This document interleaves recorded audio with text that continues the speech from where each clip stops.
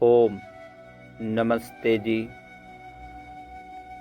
दिनांक 4 अक्टूबर 2025 ईस्वी, दिन शनिवार, तिथि द्वादशी, 17 नौतक तत्पश्चात त्रयोदशी, नक्षत्र धनिष्ठा, 9 नौतक तत्पश्चात शतविशा, पक्ष शुक्ल, मास आश्विन, ऋतु शरद, सूर्य दक्षिणायन, सूर्योदय प्रातः 6:16 पर दिल्ली में, सूर्यास्त सायं 18:03 पर, चंद्रोदय 16:21 पर, चंद्रास्त 28:03 पर। सृष्टि संवत 1,94,08,53,126, कलयुगाब्द 5,126, विक्रम संवत 2082, शक संवत 1947, दैनदाब्द 201, सत्य सनातन वैदिक।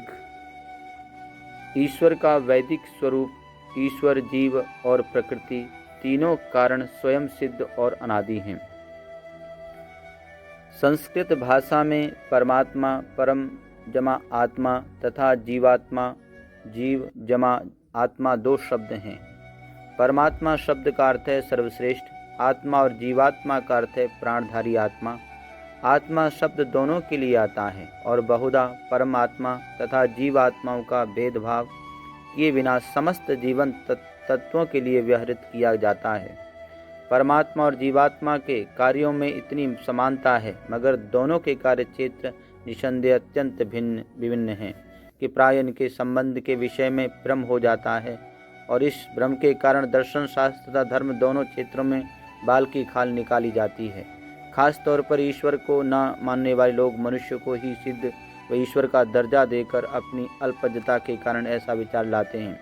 वैदिक ईश्वर का स्वरूप कैसा है और जीव का स्वरूप कैसा है, जब इस प्रकार की चर्चा की जाती है तब आवश्यक हो जाता है इस प्रकृति के बारे में भी कुछ जाना जाए। तो आइए इस विषय पर कुछ विचार करें।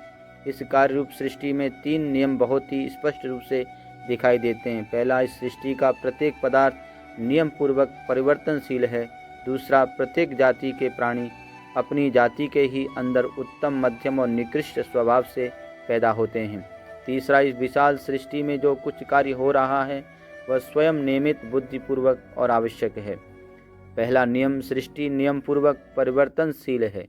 इसका अर्थ जो लोग सृष्टि के स्वाभाविक गुण से परिवर्तनशील मानते हैं वे गलती पर हैं, क्योंकि स्वभाव में परिवर्तन नहीं होता। ऐसे लोग भूल जाते हैं कि परिवर्तन नाम है अस्थिरता का और स्वभाव में अस्थिरता नहीं होती, क्योंकि उलट पलट अस्थिर ये नैमित्तिक गुण हैं, स्वाभाविक नहीं। इसलिए सृष्टि में परिवर्तन स्वाभाविक नहीं। इसकी एक बड़ी वजह यह भी है कि यदि प्रकृति में परिवर्तन स्वाभाविक माने तो ये अनंत परिवर्तन यानी अनंत गति माननी पड़ेगी, और फिर एक समान अनंत गति मानने से संसार में किसी भी प्रकार से रास विकास संभव नहीं रहेगा। किंतु सृष्टि में बनने और बिगड़ने की निरंतर प्रक्रिया से सिद्ध होता है कि सृष्टि का परिवर्तन नैमित्तिक है, स्वाभाविक नहीं। इसलिए इस परिवर्तन रूपी प्रधान नियम के द्वारा यह सिद्ध होता है कि सृष्टि के मूल कारणों में से यह एक प्रधान कारण है जो खंड खंड परिवर्तनशील और परमाणु रूप से विद्यमान है, परंतु यह परमाणु चेतन और ज्ञानवान नहीं। इसकी बड़ी वजह है कि जो भी चेतन और ज्ञानवान सत्ता होगी वो कभी दूसरे के बनाए नियमों में बंध नहीं सकती, बल्कि ऐसी सत्ता अपने ज्ञान स्वतंत्रता से निर्धारित नियमों में बाधा पहुंचाती है। जब तक हम देखते हैं परमाणु बड़ी ही सच्चाई से अपने काम कर रहे हैं, जिस भी जगह उनके दूसरे जड़ पदार्थों में जोड़ा गया वहां आंख बंद करके भी कार्य कर रहे हैं, जरा भी इधर उधर नहीं होते। इससे जांच होता है कि इस सृष्टि का परिवर्तनशील कारण जो परमाणु रूप में विद्यमान है ज्ञानवान नहीं बल्कि जड़ है। इसी जड़ परिवर्तनशील और परमाणु रूप उपादान कारण को माया, प्रकृति, परमाणु, मैटर आदि नामों से कहा जाता है और संसार के कारणों में से एक समझा जाता है। दूसरा नियम, सभी प्राणियों के उत्तम और निकृष्ट स्वभाव हैं। अनेक मनुष्य प्रतिभावान, सौम्य और दयावान होते हैं, अनेक मूर्ख, उद्दंड और निर्दय होते हैं। इसी प्रकार अनेक गौ, घोड़ा आदि पशु स्वभाव से ही सीधे होते हैं, और अनेक शेर आदि क्रोधी और दौड़ दौड़ कर मारने वाले होते हैं। यहाँ देखने वाली बात है कि ये स्वभाव विरोध शारीरिक यानी भौतिक नहीं बल्कि आध्यात्मिक हैं। जो चैतन्य बुद्धि और ज्ञान से संबंध रखता है। लेकिन ध्यान देने वाली ये ज्ञान के प्राणी सारे शरीर में व्याप्त नहीं है, क्योंकि यदि सारे शरीर में ये ज्ञान प्राप्त होता तो किसी का कोई अंग भंग या अंगुली, हाथ, पैर आदि कट जाने पर उसका ज्ञानांश कम हो जाना चाहिए, लेकिन वस्तुतः ऐसा नहीं। इसलिए यह निश्चित और निर्विवाद है कि ज्ञान वाली शक्ति जो प्राणियों में वास करती है वो पूरे शरीर में व्याप्त नहीं है, प्रत्युत वह एक देशीय, परिच्छिन्न है और अनुरूप ही है, क्योंकि सूक्ष्माति सूक्ष्म क्रमियों में भी मौजूद है। दूसरा तथ्य यह भी है कि यदि पूरे शरीर में ज्ञान शक्ति मौजूद होती तो जैसे शरीर का आकार बढ़ता है वैसे उस शक्ति को भी बढ़ना पड़ता, जबकि ऐसा होता नहीं। ये शक्ति परमाणुओं के संयोग से भी नहीं बनी, क्योंकि ऊपर सिद्ध किया गया कि ज्ञानवान तत्व परमाणु संयुक्त होकर नहीं बन सकता, और न ही ये हो सकता कि अनेक जड़ और अज्ञानी परमाणु एकत्रित होकर परस्पर संवाद की जारी रख सकते हों। यदि कोई मनुष्य ब्रिटेन में जिस समय पर गाड़ी दौड़ा रहा है तो उसी समय पूरी दुनिया में मौजूद इंसान उस गाड़ी और मनुष्य को नहीं देख पा रहे। इसलिए प्राणियों में मौजूद ज्ञानवान शक्ति अल्पज्य है, एक देशी है, परिच्छिन्न है। इसलिए इस शक्ति को जीव, रूह और सोल के नाम से जानते हैं। तीसरा नियम, इस विस्तृत सृष्टि में जो कुछ कार्य हो रहा है वह नियमित, बुद्धिपूर्वक और आवश्यक है। सूर्य, चंद्र और समस्त ग्रह उपग्रह अपनी अपनी नियत धुरी पर नियमित रूप से भ्रमण कर रहे हैं। पृथ्वी अपनी दैनिक और वार्षिक गति के कारण अपनी नियमित सीमा में घूम रही है। वर्षा, सर्दी और गर्मी नियत समय में होती है। मनुष्य और पशु पक्षादि के शरीरों की बनावट, वृक्षों में फूलों और फूलों की उत्पत्ति, बीज से वृक्ष और वृक्ष से बीज का नियम और प्रत्येक जाति की आयु और भोगों की व्यवस्था आदि जितने सृष्टि के स्थूल सूक्ष्म व्यवहार हैं, सब में व्यवस्था, प्रबंध और नियम पाया जाता है। नियामक के नियम का सब बड़ा चमत्कार तो प्रत्येक प्राणी के शरीर की वृद्धि और ह्रास में दिखलाई देता है, क्योंकि एक बालक नियत समय तक बढ़ता और क्योंकि एक जवान धीरे धीरे ह्रास की ओर, वृद्धावस्था की ओर बढ़ता जाता है। इस बात का जवाब कोई नहीं दे सकता। यदि कोई कहे कि वृद्धि और ह्रास का कारण आहार आदि पोषक पदार्थ हैं तो ये युक्त और प्रामाणिक नहीं होगा, क्योंकि हम रोज देखते हैं एक ही घर में, एक ही परिस्थिति में और एक ही आहार व्यवहार के साथ रहते हुए भी छोटे छोटे बच्चे बढ़ते जाते हैं और जवान वृद्ध होते जाते हैं तथा वृद्ध अधिक जर्जरित होते जाते हैं। इन प्रबल और चमत्कारिक नियमों से सूचित होता है कि सृष्टि के अंदर एक अत्यंत सूक्ष्म, सर्वव्यापक, परिपूर्ण और ज्ञान रूपा चेतन शक्ति विद्यमान है, जो अनंत आकाश में फैले हुए असंख्य लोकांतरों का भीतरी और बाहरी प्रबंध किए हुए है। ऐसा इसलिए तार्किक और प्रामाणिक है क्योंकि नियम बिना नियामक के, नियामक बिना ज्ञान के और ज्ञान बिना ज्ञानी के ठहर नहीं सकता।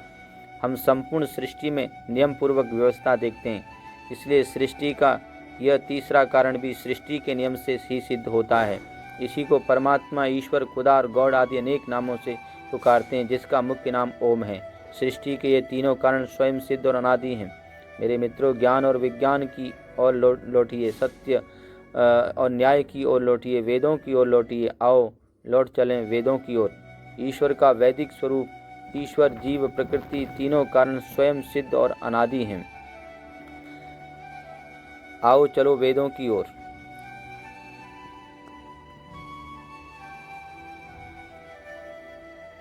आज का वेद मंत्र। ओम देवानां भद्रा सुमित्रिर्यजूयतां, देवानां रातिरभिनो निवर्ततां, देवानां शक्यमुपसेदिमा वयं देवान् आयुः प्रतिरन्तु जीवसे। हे परमेश्वर, सरलता से आचरण करने वाली, विद्वानों का मंगल करने वाली श्रेष्ठ बुद्धि हमें प्राप्त हो और विद्वानों के विद्यादि गुण हमें उपलब्ध हों। विद्वानों का मित्र भाव हमें सदा मिलता रहे, जिससे वे श्रेष्ठ जन हमारी आयु को दीर्घ काल तक जीने के लिए बढ़ावें। विश्व के एकमात्र वैदिक पंचांग के अनुसार आज का संकल्प पाठ।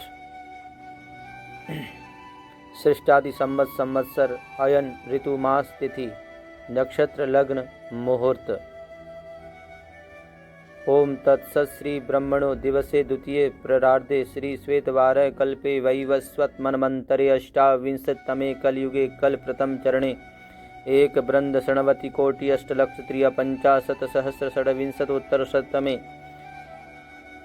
षष्ठे द्व्यशीतोत्तरद्विसहस्रतमे विक्रमाब्दे एकाधिकद्विशतितमे धनाब्दे कालसंवत्सरे रविदक्षिणायने शरदृतौ आश्विन मासे शुक्लपक्षे द्वादश्यां तिथौ धनिष्ठा नक्षत्रे शनिवासरे शिवमुहूर्ते भूलोके जम्बूद्वीपे आर्यावर्तान्तर्गते भारतवर्षे भरतखण्डे अमुक प्रदेशे अमुक जनपदे अमुक नगरे अमुक गोत्रोत्पन्नः अहम् अमुक नाम पितामह पिता पुत्रोऽहं स्वयं का नाम अद्य प्रातःकालीन वेलायां सुख शांति समृद्धि हितार्थ आत्मकल्याणार्थ रोग शोक निवारणार्थ च यज्ञ कर्म करणाय भवन्तं वृणे